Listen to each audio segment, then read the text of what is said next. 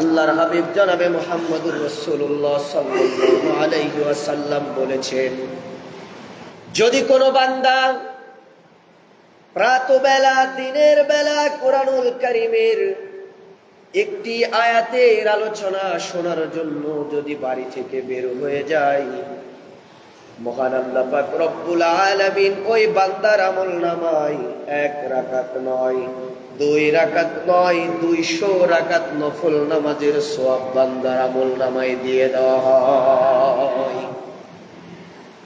বান্দা বান্দি, আমরা তো এখানে এসেছি নামাজের উদ্দেশ্য করে, কিন্তু মসজিদ থেকে যখন কোরআনের আলোচনা করা হবে, আয়াত বুঝি আর না বুঝি, আল্লাহ পাক রব্বুল আলামিন 200 রাকাত নফল নামাজের সওয়াব আমাদের আমল নামায় দিয়ে দিয়েছে। বলেন সুবহানাল্লাহ। মহান আল্লাহ পাক রব্বুল আলামিন কোরআন নাজিল করলেন মানুষকে উদ্দেশ্য করে। কোরআন নাজিলের মূল উদ্দেশ্য হলো মানুষ হুদাল লিন-নাস ওয়া বাইয়িনাতিন মিনাল হুদা ওয়াল ফুরকান। আল্লাহ পাক রব্বুল আলামিন বলেন, মানুষের হেদায়েতের জন্য আমি কোরআন নাজিল করেছি। এই কোরআনের কাছে আসবে যারা, আমি আল্লাহর জান্নাতে প্রবেশ করতে পারবে তারা। বলেন সুবহানাল্লাহ। একটু জোরে বলেন না সুবহানাল্লাহ।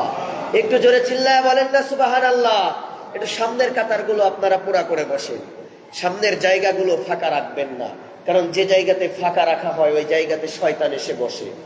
জায়গাগুলো পুরা করে বসেন। সম্মানিত প্রিয় হাজিরিন, তাহলে বোঝা গেল কোরআন নাজিলের মূল উদ্দেশ্য হলো মানুষ। আল্লাহ পাক রব্বুল আলামিন বলেন, বিসমিল্লাহর বা থেকে নিয়ে নাসের সিন পর্যন্ত 5 শব্দ দিয়েছেন।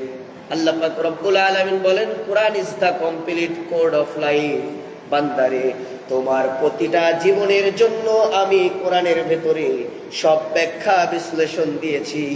শুধু একটু রিসার্চ করবা, গবেষণা করবা, আর এর ভেতরে থেকে তুমি সকল তথ্য পেয়ে যাবা। বলেন সুবহানাল্লাহ। আরো জোরে বলেন না সুবহানাল্লাহ। এই সৃষ্টি জগতে আমি ছাড়া আল্লাহ পাক রব্বুল আলামিনের যত সৃষ্টি আছে, সমস্ত সৃষ্টিগুলো ইচ্ছায় হোক আর অনিচ্ছায় হোক, আল্লাহ পাক রব্বুল আলামিনের বিধান কি তারা মেনে চলে?